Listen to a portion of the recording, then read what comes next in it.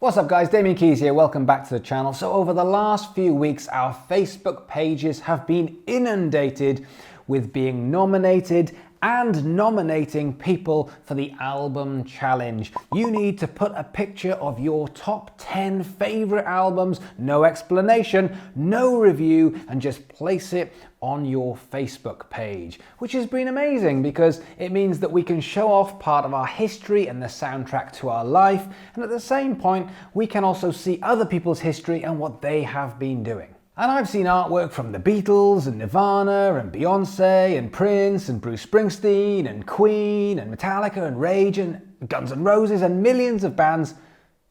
Yeah, I'm still to see anything from Drake, but I'm sure it will come.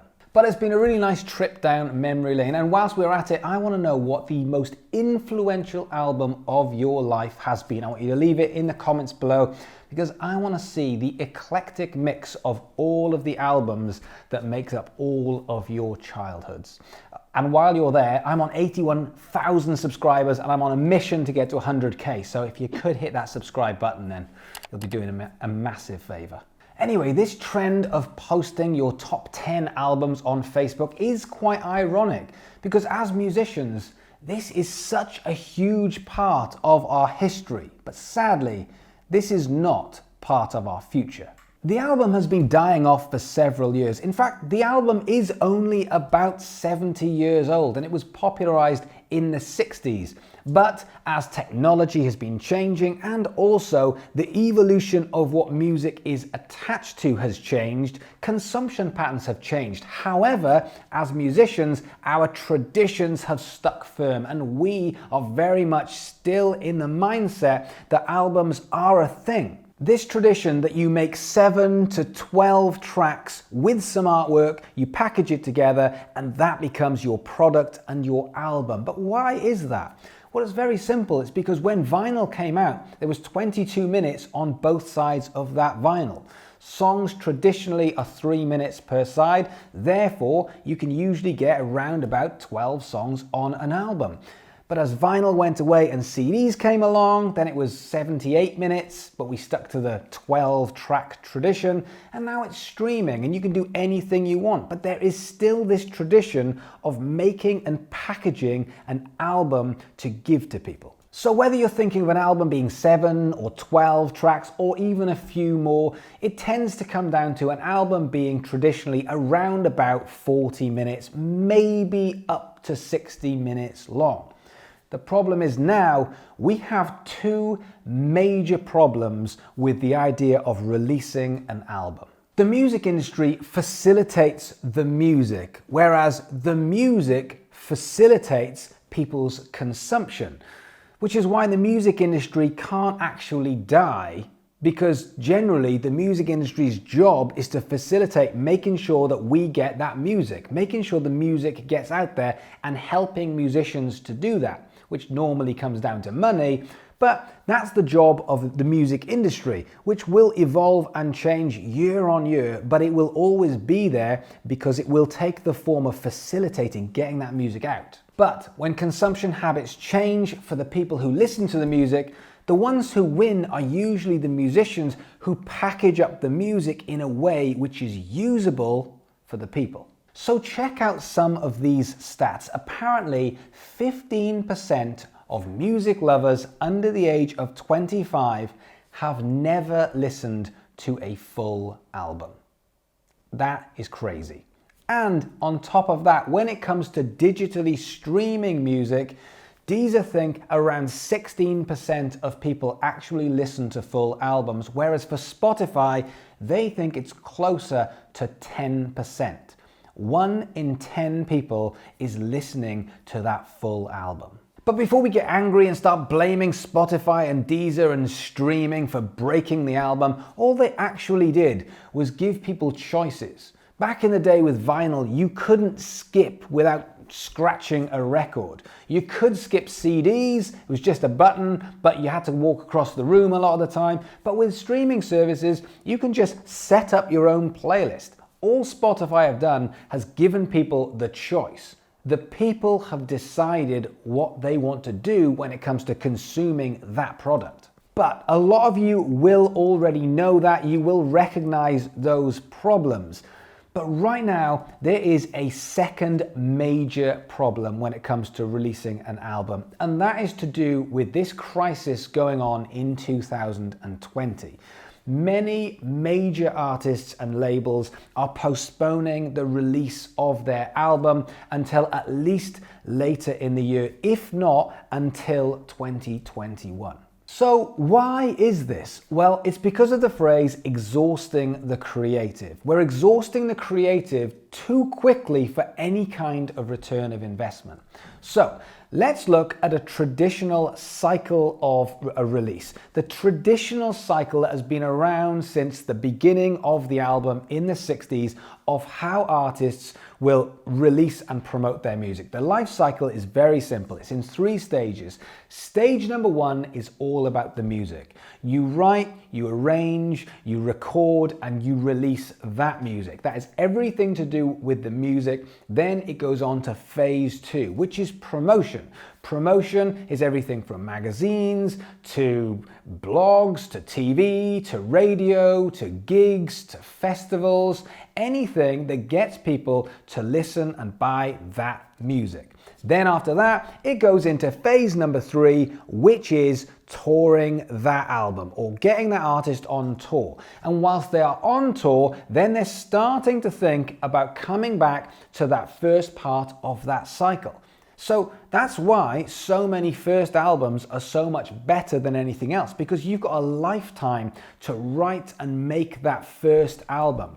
But as soon as you're in the cycle, then you've got to start thinking at some point of repeating that at a much faster rate. Now that whole process could potentially take up to 18 months. However, if you look at now, most of those opportunities are gone, because not only are there no magazines happening, but you've also got no radio interviews unless you're going to do it by phone. You've got no TV, you've got no gigs, you've got no festivals, the shops aren't even open. So therefore, you're putting music out to your fan base and hoping that that then goes viral. Also, think about the times when most people listen to music. A huge part of that is commuting to and from work. That's the time when you're either going to put the radio on in the car, or you might plug in your headphones and you're going to be on a tube or on a train or on a bus. These are the times when people are consuming music the most. And that at the moment has been taken away from us, and we still don't know how long that's going to be before everyone goes back to that stage of commuting, listening to music. So therefore, the life cycle has now shrunk. This idea of music, promo, tour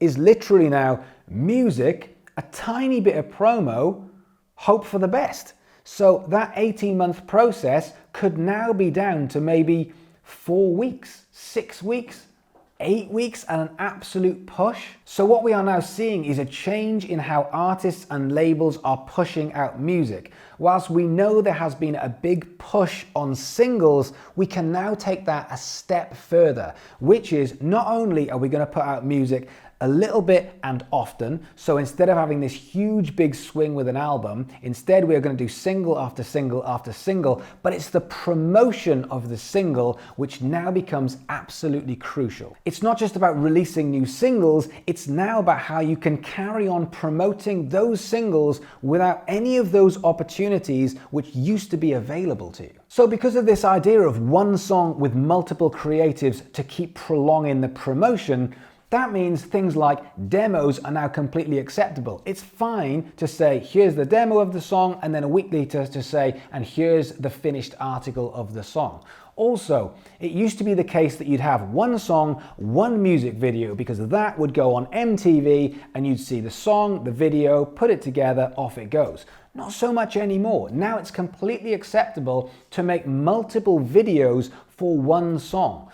And this week, Travis Scott has put out 5 different videos to promote one song on his YouTube, because he's giving more creatives, more reasons to promote it, more ways that he can spread that around his social media, more value to his audience. Rather than saying, and here's another song and another song and another song, he's saying, no, I've got to ram the song home. And how am I going to do that? Videos. I'm going to do another video and another video and another video. And it might be an animated animated video. It might be a fan reaction video, which, let's face it, is just the normal video with a couple of fans in the corner going,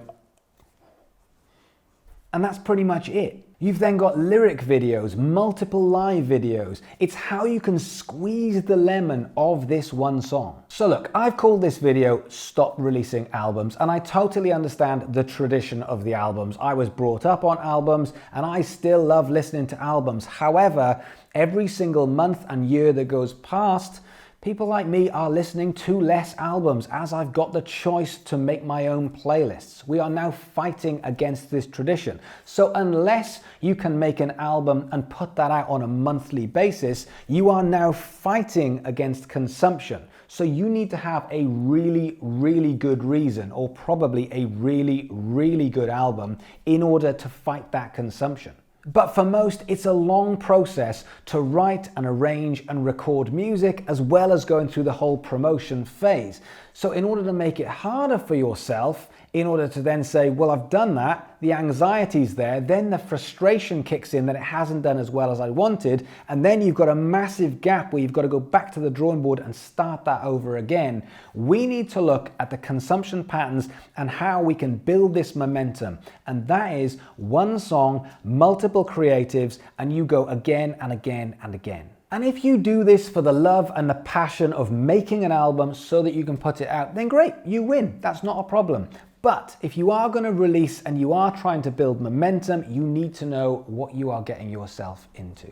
So let me know your thoughts. Let me know what you think. Is the album finally being put to rest and it is starting to die off even more than it was before because of the current situation we are in? Do you think life will be breathed back into it once we get outside? What are your thoughts? And also, I want to know in the comments below, what is the most influential album of your entire life? I want to know that soundtrack so I can have a look for myself.